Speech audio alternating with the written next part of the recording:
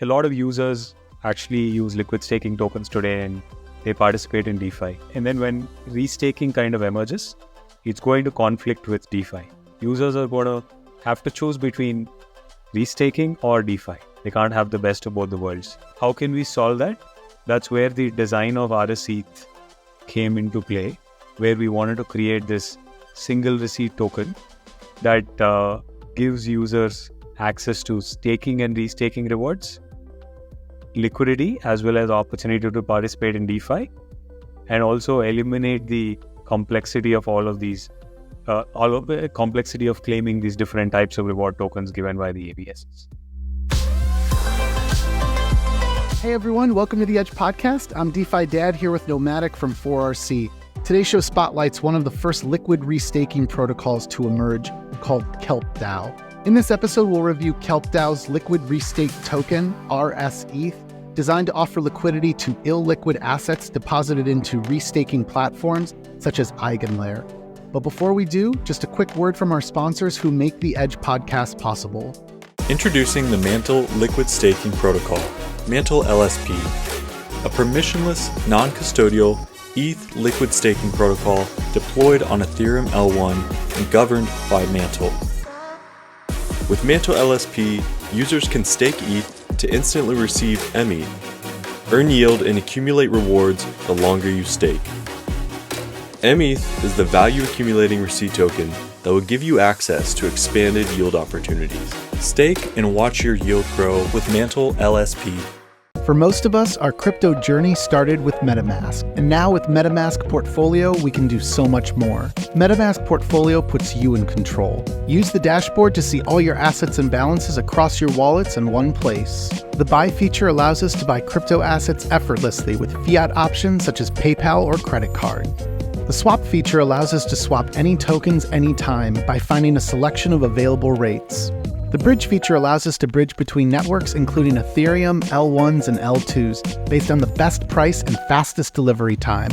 And with the stake feature, anyone in a few clicks can stake ETH and earn rewards.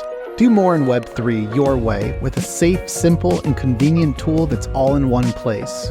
Track and manage your Web3 everything at metamask.io/portfolio. Mike, before we get back to the show, can you explain what is liquid restaking? Everybody at this point is familiar with liquid staking. It lets you take your staked ETH, mint a liquid staking token, and then use that token in DeFi. Well, the hottest thing in staking right now is restaking. It's the ability to reuse your staked ETH to provide Ethereum's trust layer to other services that want to benefit from it. Services like data availability layers, Oracle networks, other blockchains, and beyond. The benefit of restaking is that you get to earn additional staking rewards on top of your normal staking rewards. Well, currently, if you want to restake your ETH, your only option is to lock up your ETH. The reason that's a problem is because you can't use your restaked ETH in DeFi. We're launching ETH, the ETHER.FI liquid restaking token, because with liquid restaking, users get the benefit of staking rewards, restaking rewards, and they get to collect loyalty points for ETHER.FI and EigenLayer through this token. So it's the easiest way to get exposure to two up-and-coming early protocols, and on top of that, get all the benefits of staking and restaking. To learn more about ETH liquid staking and liquid restaking, go to ETHER.FI. It all started so simply with CryptoKitties and Maker on Ethereum, but quickly became complex with more applications and many chains. Today, everyone agrees UX issues are the biggest blocker standing in the way of crypto adoption. Introducing AVOCADO. Multi-chain UX redesigned from the ground up. The first wallet to abstract networks, accounts, and gas. One gas tank to pay transaction fees on all chains. In USDC, and native access to INSTADAPP's powerful, custom DeFi strategies. AVOCADO, one wallet to rule all chains. All right, let's introduce Amit, Gajjala, and Dheeraj, Borra, two of the core contributors at Kelp DAO. Amit and Dheeraj, welcome to the Edge Podcast. How are you doing? Thanks a lot, DeFi Dad and Nomadic, for having us again here. It's always such a pleasure to be on this Edge podcast and talk to you about all things DeFi. Yeah, so we're recording this at the very end of 2023. What triggered the conversation is there's been an interest that has grown in liquid restaking. And I think truthfully, most folks didn't even know that term a few months ago. Part of that is the fact that EigenLayer has recently raised its caps. And as it announced that it would raise its caps for deposits of ETH LSTs, and that it would actually be adding other LSTs to the mix of assets that it supports, there's been a little bit of like a mania or a race to be able to get your ETH LSTs deposited. And I'm just going to cut through the BS and say that I'm imagining most folks are trying to play a future EigenLayer airdrop. And so with that in mind, whether you're trying to play an airdrop or contribute to the future of EigenLayer, there's a lot of competition to get into EigenLayer. And so anyways, one of the protocols that has emerged during this time as a new opportunity for folks to get their ETH LSTs deposited into EigenLayer is Kelp DAO. So the two of you are co-founders of stETHER, core contributors at stETHER. We're going to let you kind of tell the story here of like how Kelp DAO came about, but this being a completely separate protocol is a true liquid restaking protocol. And the flagship token that we'll talk about today is called rsETH. So why don't we just talk a little bit then about like, what is liquid restaking? Let's give some background here as to like what that means before we talk more about Kelp. I think all of you probably are familiar with what EigenLayer is doing with restaking and all the entire set of interesting applications being built on top of EigenLayer that are keen to use restaked Ethereum as security, right? In the middle of this year, when Dheeraj and I were chatting about the kind of implications this will have on DeFi and all the users, some of the insights that we were able to brainstorm and come up with were quite staggering, right? A lot of users actually use liquid staking tokens today and they participate in DeFi. Now, and then when restaking kind of emerges, it's going to conflict with DeFi. Users are going to have to choose between restaking or DeFi. They can't have the best of both the worlds. That is one interesting insight that we could come up with. And then the second and third ones are, now obviously EigenLayer will impose a set of unbonding periods and unstaking conditions based on the requirements of the ABSs. So people who will restake their LSTs or Ethereum will have no liquidity during the unbonding period. So that is a big problem that staking kind of created and liquid staking kind of solved. But now it again emerges in a similar avatar with restaking, right? So that was the second insight that came to our minds. Then the third insight was there's obviously going to be an explosion of ABSs. At least we think there are going to be like potentially 50s, hundreds of different types of applications and infrastructure players that are going to demand decentralized security from EigenLayer. Now, each of these players are going to give rewards, or they're going to reward users in their own tokens or Ethereum or stable coins or whatever currency or token they choose to reward users in. Now, we all know how expensive Ethereum gas costs can be. And imagine claiming these tens of different types of tokens given to users and how cumbersome that user experience going to be. So these were the three major insights that kind of hit us like they were really staring in our faces. And these are the problems that any average Joe is going to face when he has to choose restaking, right? And the answer was pretty obvious to us. Now, how can we solve that? That's where the design of rsETH came into play, where we wanted to create this single receipt token that gives users access to staking and restaking rewards, liquidity, as well as opportunity to participate in DeFi, and also eliminate the complexity of all of these all of the complexity of claiming these different types of reward tokens given by the ABSs. So this kind of led to the evolution of this rsETH and Kelp DAO.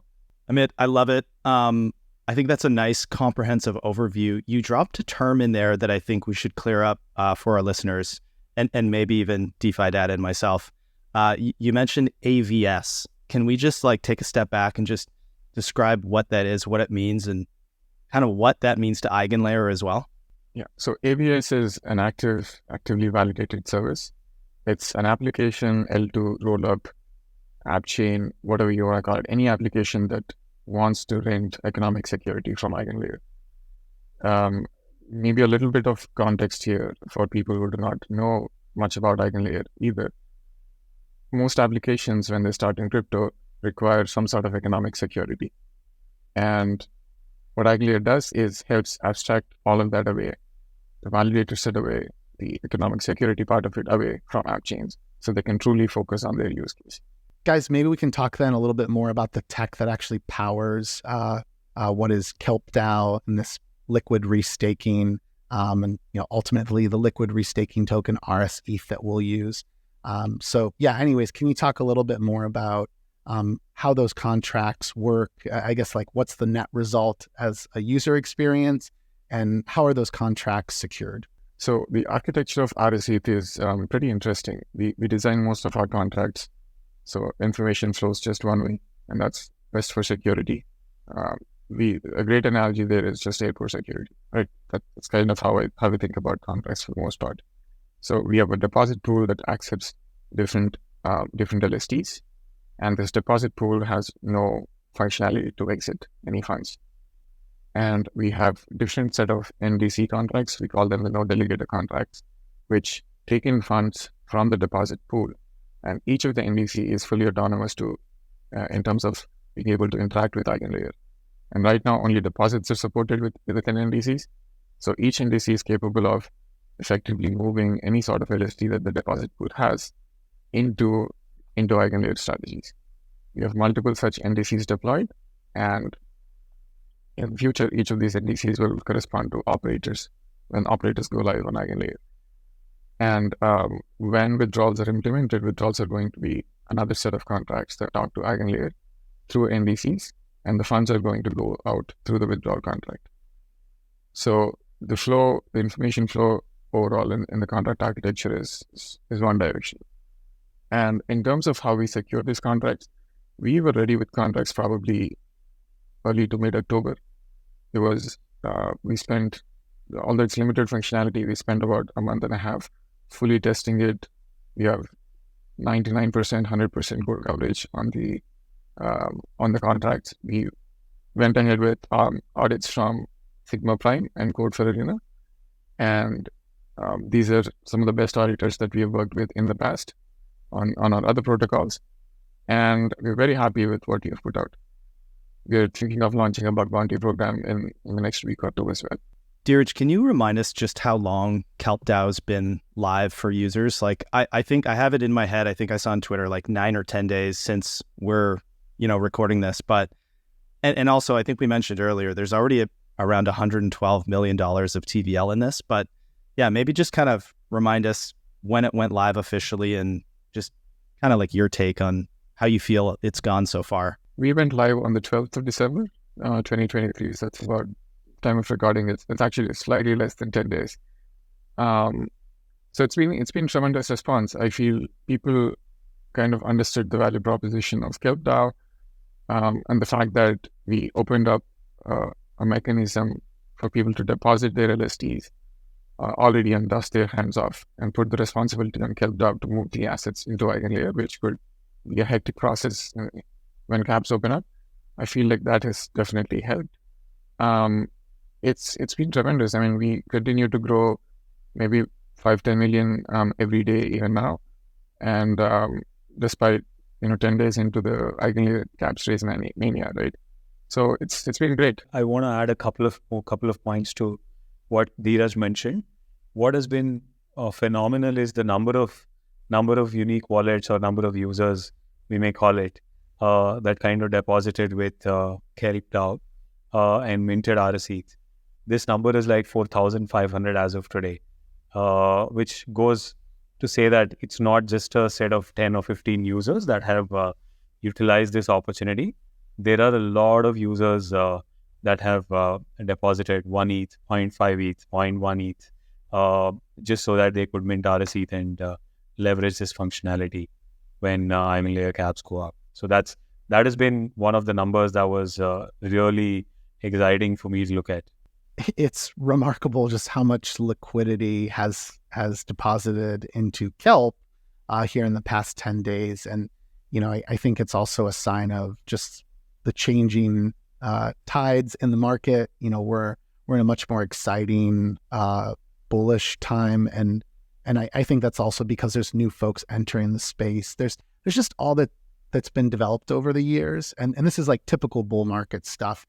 All of a sudden, folks realize everything that's been long in development. And I want to say that the reality of those innovations is now exceeding the expectations that were there. So this is a really feel-good time in the bull run. By the end of the bull run, we'll be saying, okay, people's expectations have exceeded where reality is and think that everything is possible and everything works. So anyways, you got to enjoy this time. One thing I just want to reinforce, though, for those that are, your average DeFi user like myself and Nomadic, you can look at rsETH as really it's your liquid restake token. And so it's the equivalent of what you held previously, whether it was ETHx or rETH or stETH by Lido. The idea, of course, was that you earn in a passive way, you're earning staking yield through Ethereum. And then you have that token as something that is still liquid, that you can borrow against, that you can become a liquidity provider with.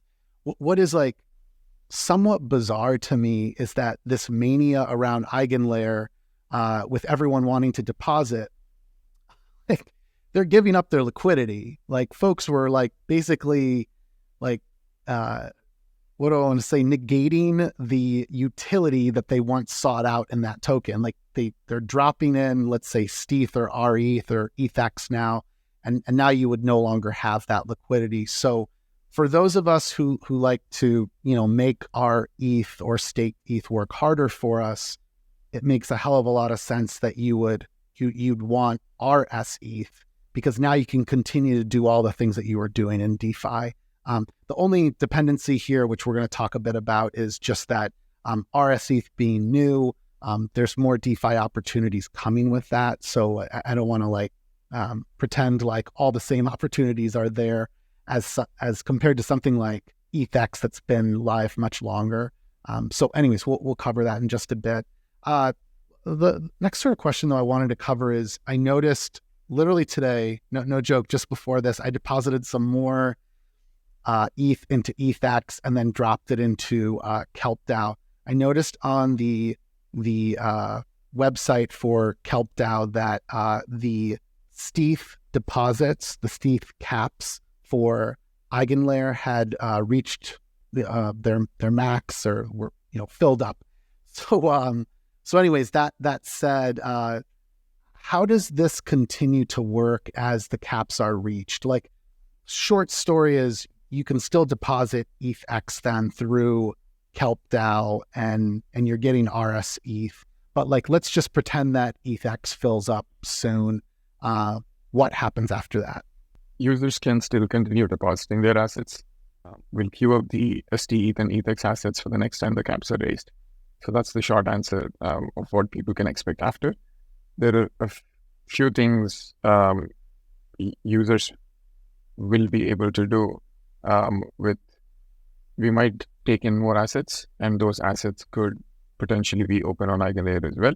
So there are further avenues in which people can, continue minting rsETH. Guys, I want to walk through all the rewards that users can receive by kind of taking advantage of this Kelp DAO platform. Obviously, we've seen this phrase of, airdrop farmers and everything play out on Solana. And we've seen this in the past on Ethereum. It's nothing new. But as we talked about kind of earlier before we started rolling on the pod, I think everybody's looking at the EigenLayer airdrop and kind of sizing it up and doing some kind of crazy, mental math in their head.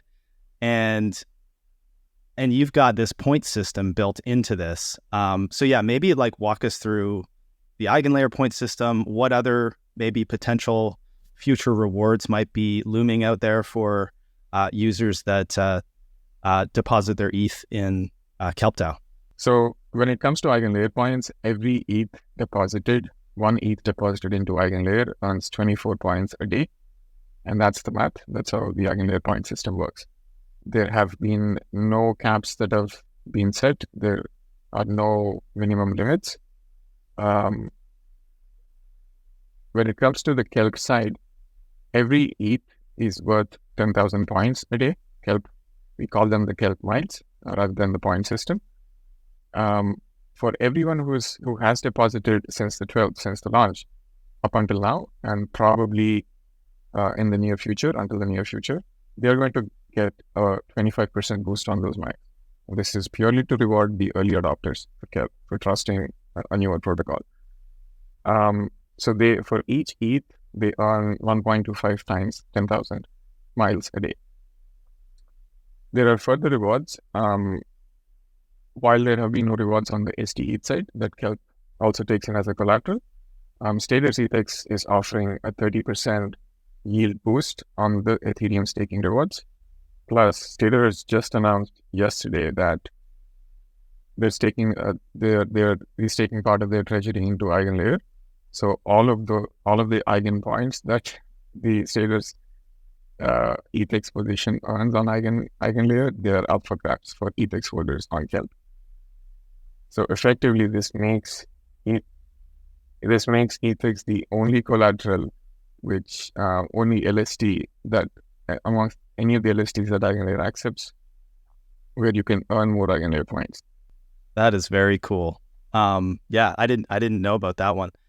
Okay, one other thing that popped in my head while you were kind of running through that was, so we're seeing all these rumors that if you hold and stake Celestia, you'll be entitled to future airdrops. I guess I don't know if any of that's for sure, but it sounds like I would say it's almost like a certainty at this point. Is there something similar playing out with rsETH? Like, if I'm going to be a holder of rsETH, do you think that would entitle you to future EigenLayer airdrops? Like, if EigenLayer is going to be this security network that all these middleware players can tap into, I see a future where there's 100, 200, maybe 1,000 projects leveraging EigenLayer. And is it a stretch for me to think that maybe those projects will do EigenLayer airdrops that kind of come back to rsETH holders eventually? I wouldn't be surprised if that turns out to be the case, because we have seen the exact same thing happen on other ecosystems in 2021 bull run, right?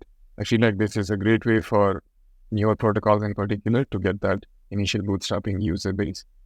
I don't want to say this will happen, but I'm almost certain that it will. Guys, what about DeFi opportunities? I sort of alluded to the benefits here of having something like an rsETH. So the next most immediate question in my head is, what can I do with this, or what can I expect to do with it? Like, any new DeFi opportunities you know about already or have confirmed, or you can tease us with? So one of the fundamental advantages of having rsETH over directly restaking on EigenLayer is that users can access immediate liquidity and also DeFi opportunities, right? So obviously, a lot of DeFi opportunities are in the pipeline. The immediate ones would be liquidity on the likes of Curve, Balancer, etc. And then some of the things in the pipeline are so some really exciting ones like Pendle and a few other lending markets that are already pretty keen to onboard rsETH as collateral. So these are some of the opportunities that we are also quite excited about, and a lot of users are looking forward to taking advantage of. And guys, what about the addition of future LSTs to Kelp? And then I'm just thinking, what about native ETH restaking with Kelp? What's the plans there? All of this is on the roadmap. Nomadic, in short, we have an internal framework that we are that we are cleaning up to publish and put it out there in terms of what makes a good collateral for Kelp. And once that is out, it should provide ample opportunity for everyone to review, understand how we choose and pick LSTs. In terms of the native ETH staking, I think honestly we're still debating if we should support that internally. We somehow feel that the ETH staking in particular, or native ETH staking, is a smaller market size, and so we're kind of evaluating the opportunity cost internally. So for folks that are going to kelpdao.xyz and reviewing the application, what features are live, and also I guess what risks are associated in using Kelp? When it comes to the user features, we have the normal plethora of features that are available on the DApp. There are probably 8 to 10 different wallets that are supported on Kelp UI today already. Users can deposit stETH if there is any capacity left, and ETHx, and I do know there is some capacity left there. Users are able to deposit that into the Kelp contracts. We don't support withdrawals yet. Withdrawals are probably going to be supported in February of 2024, so maybe about a month and a half away. And all of the assets that are deposited into Kelp are going to move automatically into EigenLayer. And users can also check out the status of the EigenLayer caps on the banner on Kelp. Well, this is a great place for us then, I think, to wrap up. So I want to remind our listeners first that they can learn more about Kelp by going to kelpdao.xyz. They can follow Kelp, KELP DAO on Twitter. And then Dheeraj and Amit, just want to give you the final word here. Thank you, DeFi Dad and Nomadic for this great podcast. I want to sort of emphasize on a couple of things.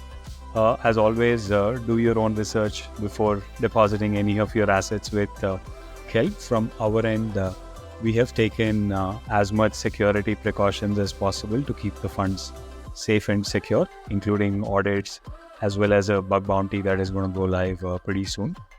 All in all, we are very excited about this product, liquidity staking and rsETH, and all the associated degen DeFi opportunities that will go live with it in 2024. So very excited about this, and happy holidays to everyone. Thanks everyone for tuning in. If you're a talented founder or developer, please consider reaching out to our team at fourthrevolution.capital. And for future episodes of the Edge podcast, please check out our link tree at edge_pod.